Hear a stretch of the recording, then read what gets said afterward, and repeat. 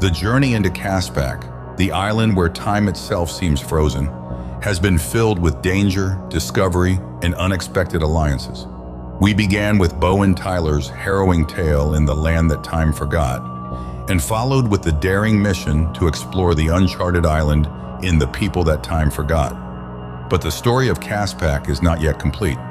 In Out of Time's Abyss, we delve into the final chapter of this extraordinary saga. This time, we follow the fearless Bradley, who was part of the initial exploration party sent to map the strange land of Caspak. Separated from his comrades, Bradley now faces the island's most terrifying secrets alone. As he ventures deeper into the heart of Caspak, he encounters creatures and mysteries unlike anything he or anyone else could have imagined. Each step brings him closer to unraveling the ultimate enigma of Caspak, a truth so profound it could forever alter the fate of those trapped on this prehistoric island. Written by Edgar Rice Burroughs and first published in 1918, Out of Time's Abyss concludes the Caspak Trilogy with a pulse-pounding climax. As we embark on this final journey together, prepare yourself for a tale of survival, courage, and the ultimate confrontation with the unknown. Let us now uncover the secrets that lie within the depths of Caspak. Chapter 1. This is the tale of Bradley after he left Fort Dinosaur upon the west coast of the Great Lake that is in the center of the island. Upon the 4th day of September, 1916, he set out with 4 companions, Sinclair, Brady, James, and Tippett, to search along the base of the barrier cliffs for a point at which they might be scaled. Through the heavy Caspakian air, beneath the swollen sun, the 5 men marched northwest from Fort Dinosaur, now waist-deep in lush jungle grasses starred with myriad gorgeous blooms, now across open meadowland and park-like expanses, and again plunging into dense forests of eucalyptus and acacia and giant arboreous ferns with feathered fronds, waving gently 100 feet above their heads. About them upon the ground, among the trees and in the air over them, moved and swung and soared the countless forms of Caspak's teeming life. Always were they menaced by some frightful thing, and seldom were their rifles cool. Yet even in the brief time they had dwelt upon Caprona, they had become callous to danger, so that they swung along laughing and chatting like soldiers on a summer hike. "This reminds me of South Clark Street," remarked Brady, who had once served on the traffic squad in Chicago. And as no one asked him why, he volunteered that it was because it's no place for an Irishman. "South Clark Street and heaven have something in common then," suggested Sinclair. James and Tippett laughed, and then a hideous growl broke from a dense thicket ahead and diverted their attention to other matters. "One of them behemoths of 'Oly Writ," muttered Tippett as they came to a halt and with guns ready awaited the almost inevitable charge. "Hungry lot of beggars these," said Bradley, "always trying to eat everything they see." For a moment no further sound came from the thicket. "He may be feeding now," suggested Bradley. "We'll try to go around him. Can't waste ammunition. Won't last forever. Follow me." And he set off at right angles to their former course, hoping to avert a charge. They had taken a dozen steps perhaps when the thicket moved to the advance of the thing within it. The leafy branches parted, and the hideous head of a gigantic bear emerged. "Pick your trees," whispered Bradley. "Can't waste ammunition." The men looked about them. The bear took a couple of steps forward, still growling menacingly. He was exposed to the shoulders now. Tippett took one look at the monster and bolted for the nearest tree, and then the bear charged. He charged straight for Tippett. The other men scattered for the various trees they had selected, all except Bradley. He stood watching Tippett and the bear. The man had a good start, and the tree was not far away. But the speed of the enormous creature behind him was something to marvel at. Yet Tippett was in a fair way to make his sanctuary when his foot caught in a tangle of roots and down he went, his rifle flying from his hand and falling several yards away.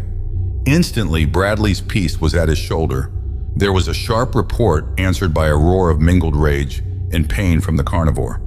Tippett attempted to scramble to his feet. "Lie still," shouted Bradley. "Can't waste ammunition." The bear halted in its tracks, wheeled toward Bradley, and then back again toward Tippett. Again, the former's rifle spit angrily, and the bear turned again in his direction. Bradley shouted loudly, "Come on, you behemoth of Holy Writ," he cried. "Come on, you duffer! Can't waste ammunition!" And as he saw the bear apparently upon the verge of deciding to charge him, he encouraged the idea by backing rapidly away, knowing that an angry beast will more often charge one who moves than one who lies still. And the bear did charge. Like a bolt of lightning, he flashed down upon the Englishman. "Now run," Bradley called to Tippett, and himself turned in flight toward a nearby tree. The other men, now safely ensconced upon various branches, watched the race with breathless interest. Would Bradley make it? It seemed scarce possible. And if he didn't, James gasped at the thought. 6 feet at the shoulder stood the frightful mountain of blood-mad flesh and bone and sinew that was bearing down with the speed of an express train upon the seemingly slow-moving man. It all happened in a few seconds, but they were seconds that seemed like hours to the men who watched. They saw Tippett leap to his feet at Bradley's shouted warning. They saw him run, stooping to recover his rifle as he passed the spot where it had fallen. They saw him glance back toward Bradley, and then they saw him stop short of the tree that might have given him safety and turn back in the direction of the bear. Firing as he ran, Tippett raced after the great cave bear, the monstrous thing that should have been extinct ages before, ran for it and fired even as the beast was almost upon Bradley.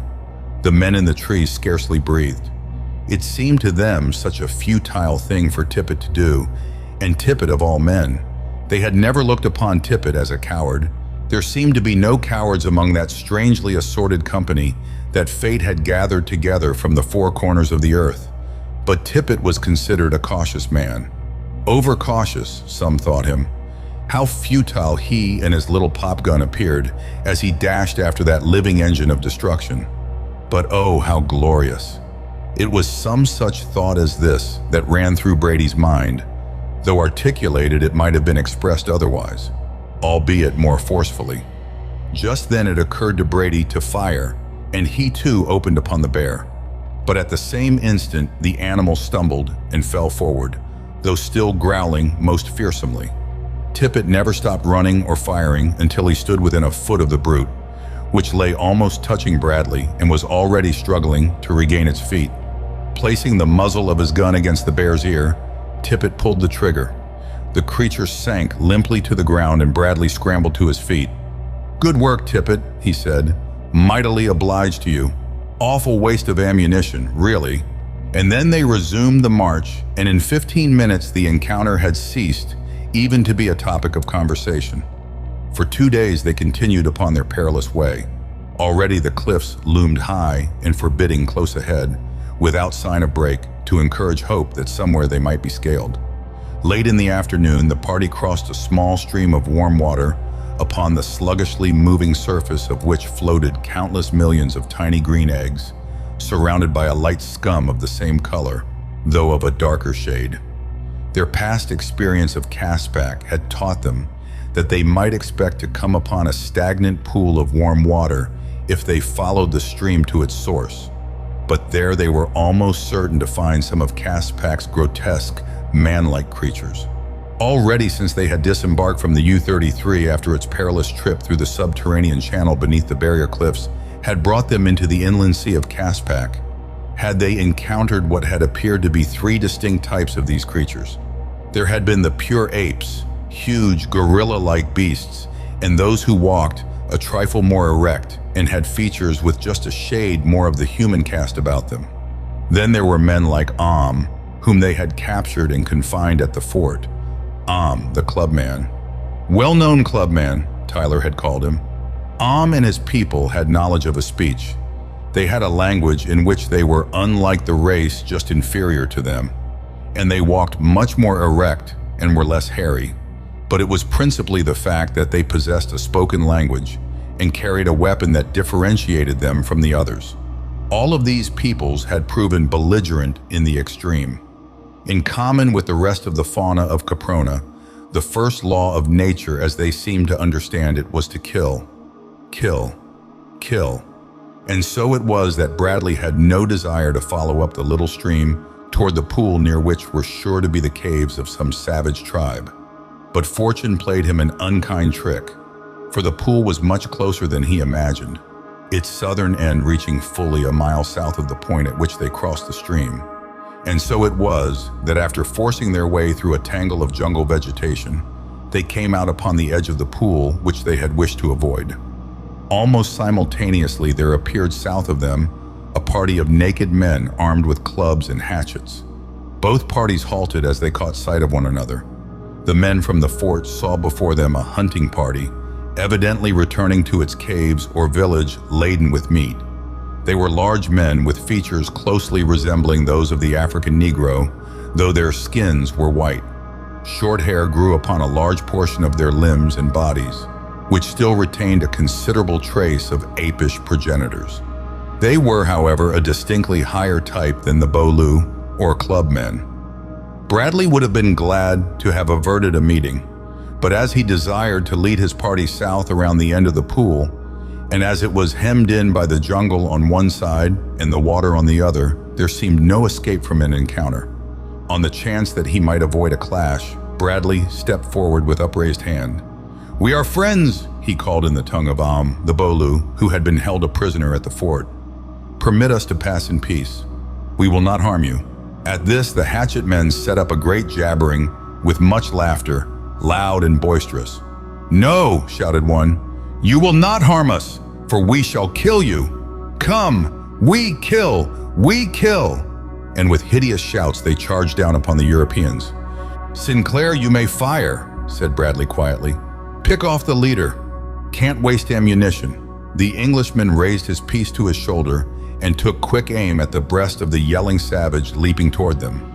Directly behind the leader came another hatchet man, and with the report of Sinclair's rifle, both warriors lunged forward in the tall grass, pierced by the same bullet. The effect upon the rest of the band was electrical. As one man, they came to a sudden halt, wheeled to the east and dashed into the jungle, where the men could hear them forcing their way in an effort to put as much distance as possible between themselves and the authors of this new and frightful noise that killed warriors at a great distance. Both the savages were dead when Bradley approached to examine them, and as the Europeans gathered around, other eyes were bent upon them with greater curiosity than they displayed for the victim of Sinclair's bullet. When the party again took up the march around the southern end of the pool, the owner of the eyes followed them. Large, round eyes, almost expressionless except for a certain cold cruelty which glinted malignly from under their pale gray irises. All unconscious of the stalker, the men came late in the afternoon to a spot which seemed favorable as a campsite. A cold spring bubbled from the base of a rocky formation which overhung and partially encircled a small enclosure. At Bradley's command, the men took up the duties assigned them, gathering wood, building a cook fire, and preparing the evening meal. It was while they were thus engaged that Brady's attention was attracted by the dismal flapping of huge wings. He glanced up, expecting to see one of the great flying reptiles of a bygone age, his rifle ready in his hand. Brady was a brave man. He had groped his way up narrow tenement stairs and taken an armed maniac from a dark room without turning a hair. But now as he looked up, he went white and staggered back. "God!" he almost screamed. "What is it?" Attracted by Brady's cry, the others seized their rifles as they followed his wide-eyed, frozen gaze. Nor was there one of them that was not moved by some species of terror or awe. Then Brady spoke again in an almost inaudible voice. "Holy Mother, protect us! It's a banshee!" Bradley, always cool almost to indifference in the face of danger, felt a strange creeping sensation run over his flesh, as slowly, not 100 feet above them, the thing flapped itself across the sky, its huge round eyes glaring down upon them. And until it disappeared over the tops of the trees of a nearby wood, the 5 men stood as though paralyzed, their eyes never leaving the weird shape, nor never one of them appearing to recall that he grasped a loaded rifle in his hands. With the passing of the thing came the reaction. Tippett sank to the ground and buried his face in his hands. "Oh Gord," he moaned, "take me away from this orful place. Brady, recovered from the first shock, swore loud and luridly. He called upon all the saints to witness that he was unafraid, and that anybody with half an eye could have seen that the creature was nothing more than one of them flying alligators that they all were familiar with. "Yes," said Sinclair with fine sarcasm, "we've saw so many of them with white shrouds on them." "Shut up, you fool," growled Brady. "If you know so much, tell us what it was." "After being then." Then he turned toward Bradley. "What was it, sir, do you think?" he asked. Bradley shook his head. "I don't know," he said. "It looked like a winged human being clothed in a flowing white robe. Its face was more human than otherwise. That is the way it looked to me, but what it really was, I can't even guess. For such a creature is as far beyond my experience or knowledge as it is beyond yours. All that I am sure of is that whatever else it may have been, it was quite material. It was no ghost, rather just another of the strange forms of life which we have met here, and with which we should be accustomed by this time." Tippett looked up. His face was still ashy. "Yer can't tell me," he cried. "Hi seen hit. Blime, hi seen hit. Hit was a dead man flying through the hair. Didn't I see his haze? Oh Gord, didn't I see him?" "It didn't look like any beast or reptile to me," spoke up Sinclair. "It was looking right down at me when I looked up, and I saw its face plain as I see yours. It had big round eyes that looked all cold and dead, and its cheeks were sunken and deep, and I could see its yellow teeth behind thin, tight-drawn lips. Like a man who had been dead a long while, sir," he added, turning toward Bradley. Yes, James had not spoken since the apparition had passed over them, and now it was scarce speech which he uttered, rather a series of articulate gasps. "Yes, dead a long while. It means something. It come for one of us. One of us is going to die. I'm going to die." He ended in a wail. Come, snapped Bradley. Won't do at all. Get to work, all of you. Waste of time. Can't waste time."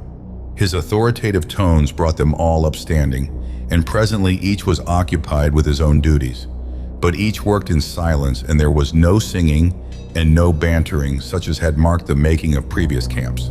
Not until they had eaten and to each had been issued the little ration of smoking tobacco, allowed after each evening meal, did any sign of a relaxation of taut nerves appear.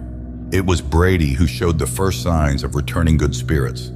He commenced humming "It's a Long Way to Tipperary," and presently to voice the words, but he was well into his third song before anyone joined him, and even then there seemed a dismal note in even the gayest of tunes.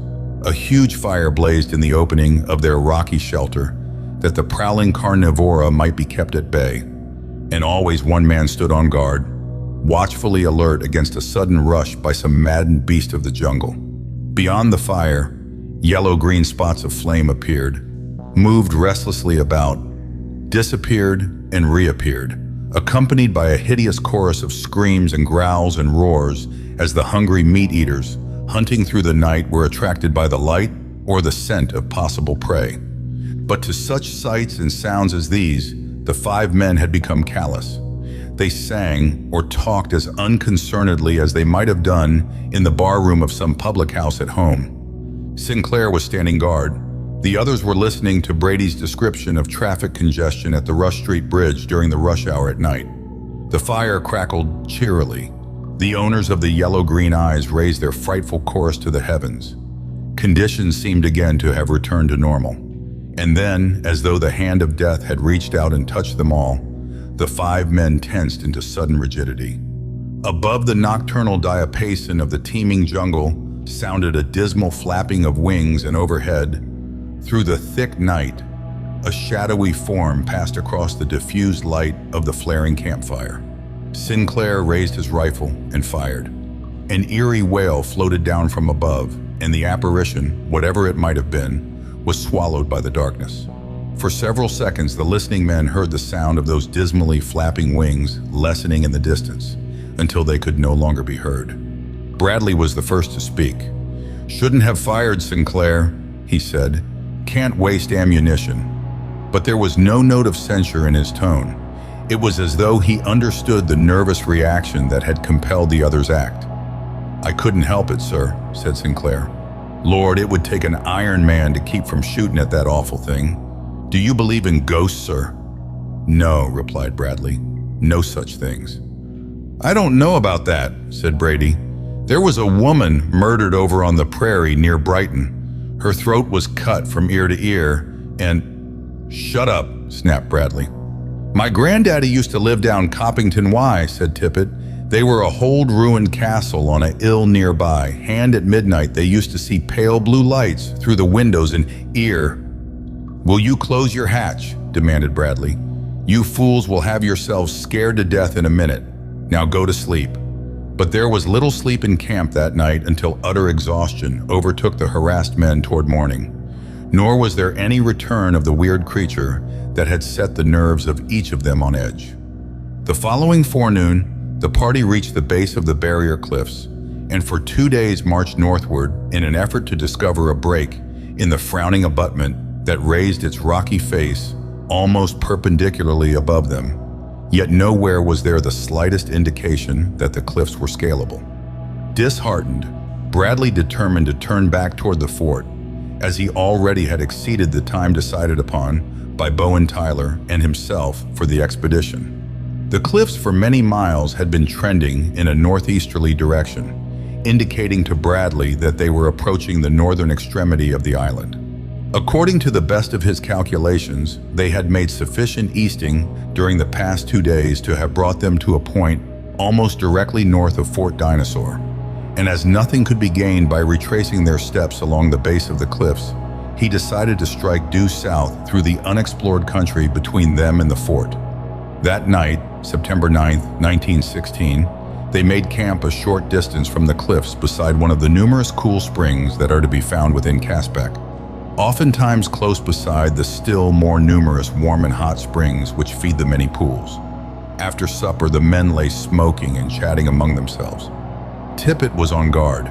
Fewer night prowlers threatened them, and the men were commenting upon the fact that the farther north they had traveled, the smaller the number of all species of animals became, though it was still present in what would have seemed appalling plenitude in any other part of the world. The diminution in reptilian life was the most noticeable change in the fauna of northern Caspak. Here, however, were forms they had not met elsewhere, several of which were of gigantic proportions. According to their custom, all, with the exception of the man on guard, sought sleep early, nor, once disposed upon the ground for slumber, were they long in finding it. It seemed to Bradley that he had scarcely closed his eyes when he was brought to his feet, wide awake, by a piercing scream which was punctuated by the sharp report of a rifle from the direction of the fire where Tippett stood guard. As he ran toward the man, Bradley heard above him the same uncanny wail that had set every nerve on edge several nights before, and the dismal flapping of huge wings. He did not need to look up at the white-shrouded figure winging slowly away into the night to know that their grim visitor had returned. The muscles of his arm, reacting to the sight and sound of the menacing form, carried his hand to the butt of his pistol, but after he had drawn the weapon, he immediately returned it to its holster with a shrug. "What for?" he muttered. "Can't waste ammunition." Then he walked quickly to where Tippett lay sprawled upon his face. By this time, James, Brady, and Sinclair were at his heels, each with his rifle in readiness. "Is he dead, sir?" whispered James as Bradley kneeled beside the prostrate form. Bradley turned Tippett over on his back and pressed an ear close to the other's heart. In a moment he raised his head. "Fainted," he announced. "Get water, hurry!" Then he loosened Tippett's shirt at the throat, and when the water was brought, threw a cupful in the man's face. Slowly Tippett regained consciousness and sat up. At first he looked curiously into the faces of the men about him.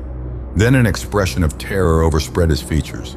He shot a startled glance up into the black void above, and then burying his face in his arms, began to sob like a child. "What's wrong, man?" demanded Bradley. "Buck up! Can't play crybaby! Waste of energy! What happened?" "What happened, sir?" wailed Tippett. "Oh, Gord, sir. Hit came back. Hit came for me, sir. Right hit did, sir. Straight hat me, sir. Hand with long, wide hands it clawed for me. Oh, Gord. Hit almost caught me, sir."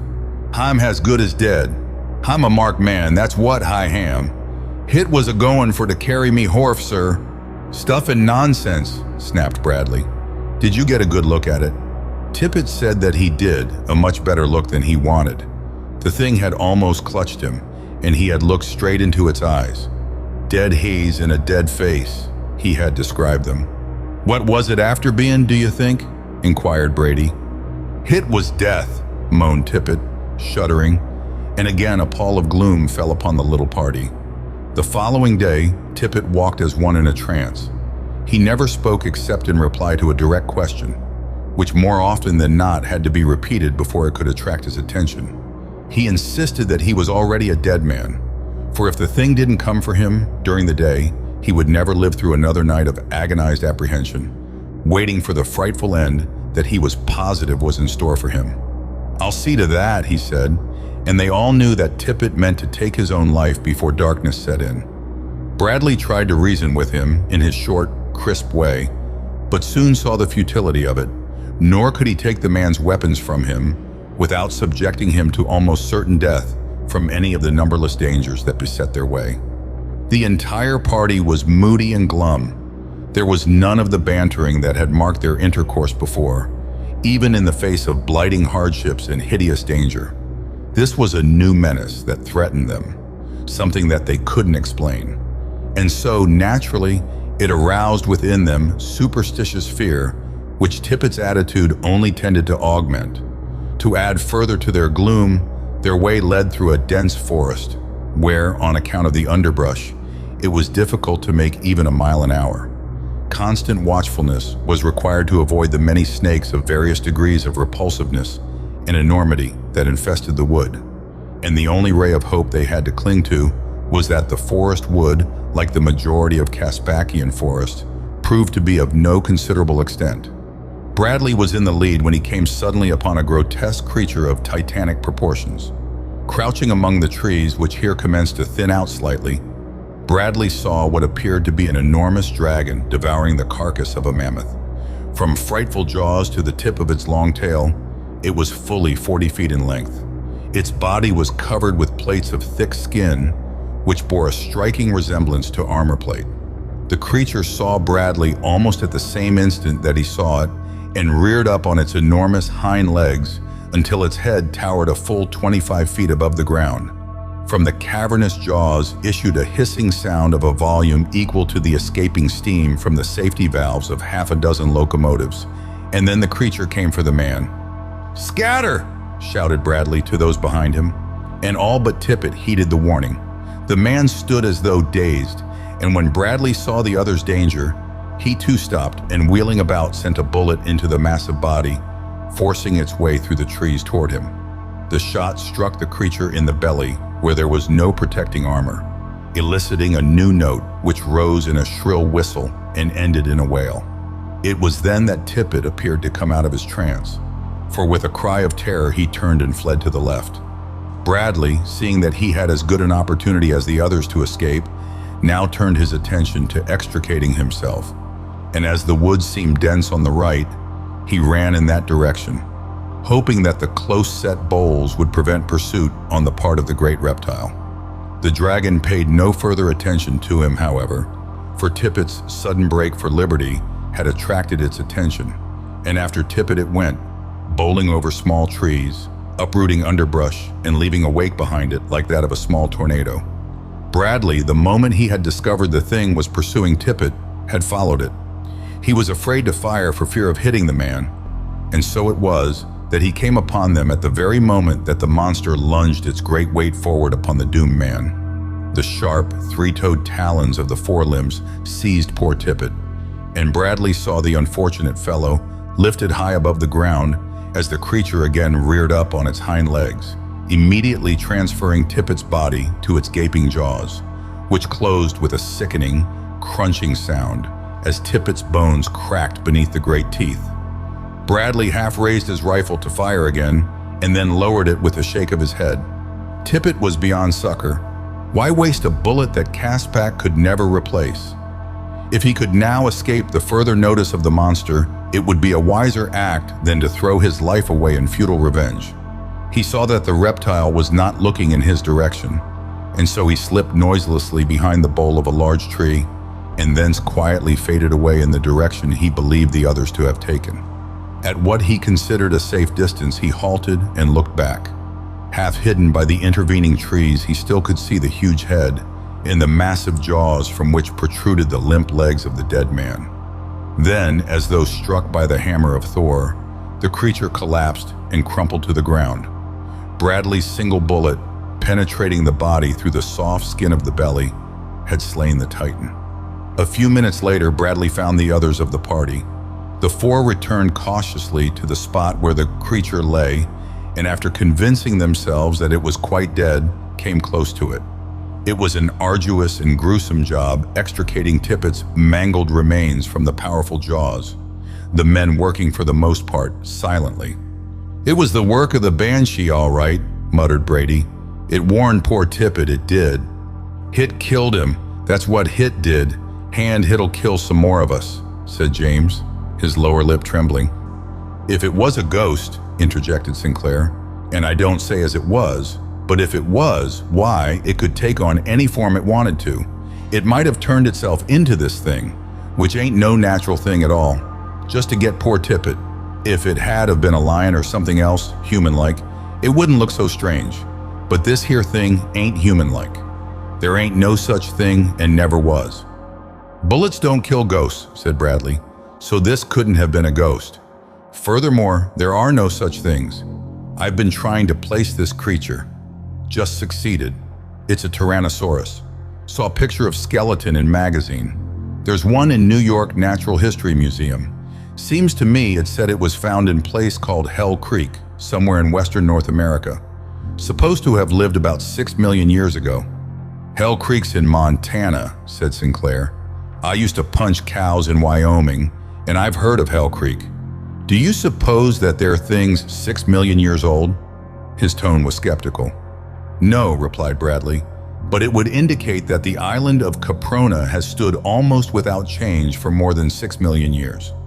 The conversation and Bradley's assurance that the creature was not of supernatural origin helped to raise a trifle the spirits of the men. And then came another diversion in the form of ravenous meat-eaters attracted to the spot by the uncanny sense of smell, which had apprised them of the presence of flesh, killed and ready for the eating. It was a constant battle while they dug a grave and consigned all that was mortal of John Tippett to his last lonely resting place. Nor would they leave then, but remain to fashion a rude headstone from a crumbling outcropping of sandstone, and to gather a mass of the gorgeous flowers growing in such great profusion around them, and heap the new-made grave with bright blooms. Upon the headstone, Sinclair scratched in rude characters the words, "Here lies John Tippett, Englishman, killed by Tyrannosaurus. 10th September AD 1916, RIP." And Bradley repeated a short prayer before they left their comrade forever.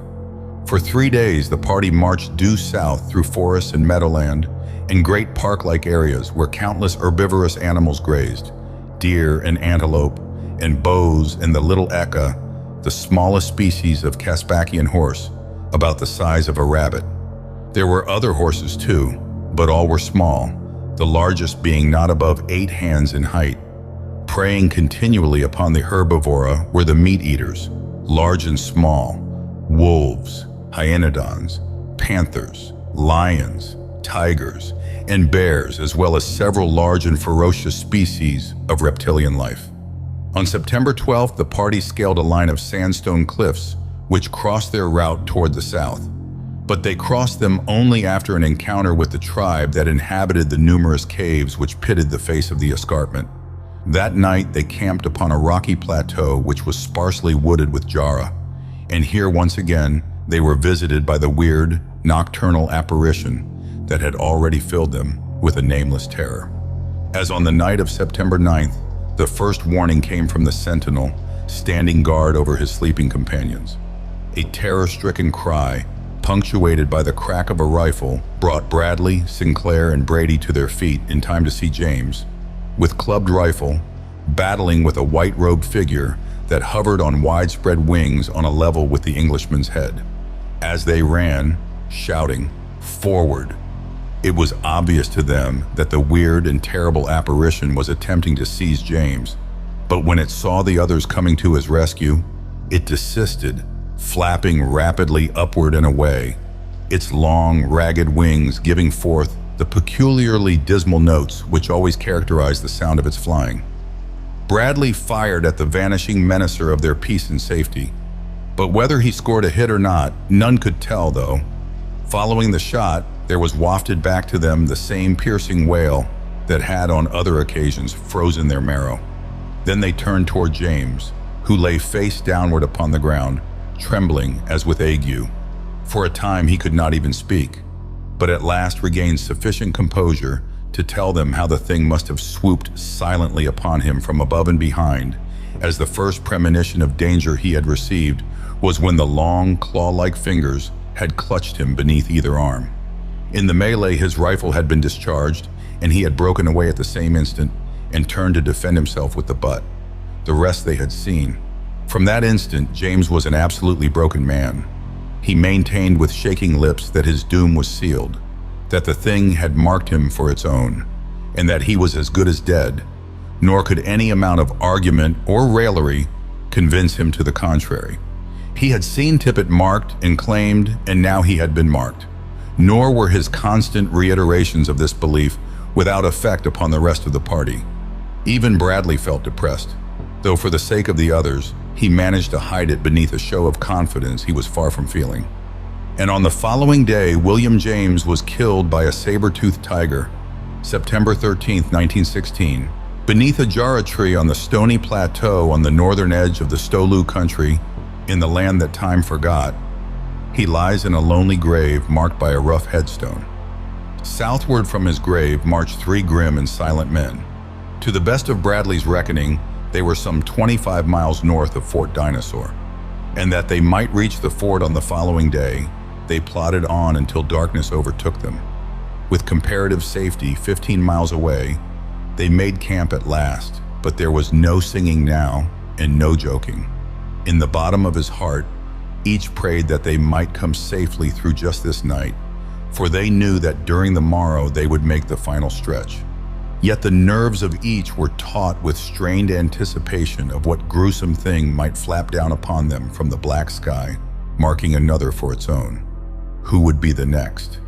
As was their custom, they took turns at guard, each man doing 2 hours and then arousing the next. Brady had gone on from 8 to 10, followed by Sinclair from 10 to 12. Then Bradley had been awakened. Brady would stand the last guard from 2 to 4, as they had determined to start the moment that it became light enough to ensure comparative safety upon the trail. The snapping of a twig aroused Brady out of a dead sleep, and as he opened his eyes, he saw that it was broad daylight, and that at 20 paces from him stood a huge lion. As the man sprang to his feet, his rifle ready in his hand, Sinclair awoke and took in the scene in a single swift glance. The fire was out and Bradley was nowhere in sight. For a long moment the lion and the men eyed one another. The latter had no mind to fire if the beast minded its own affairs. They were only too glad to let it go its way if it would. But the lion was of a different mind. Suddenly the long tail snapped stiffly erect, and as though it had been attached to 2 trigger fingers, the 2 rifles spoke in unison, for both men knew the signal only too well, the immediate forerunner of a deadly charge. As the brute's head had been raised, his spine had not been visible, and so they did what they had learned by long experience was best to do. Each covered a front leg, and as the tail snapped aloft, fired. With a hideous roar, the mighty flesh-eater lurched forward to the ground with both front legs broken. It was an easy accomplishment in the instant before the beast charged. After, it would have been well nigh an impossible feat. Brady stepped close in and finished him with a shot in the base of the brain, lest his terrific roaring should attract his mate or others of their kind. Then the 2 men turned and looked at one another. "Where is Lieutenant Bradley?" asked Sinclair. They walked to the fire. Only a few smoking embers remained. A few feet away lay Bradley's rifle. There was no evidence of a struggle.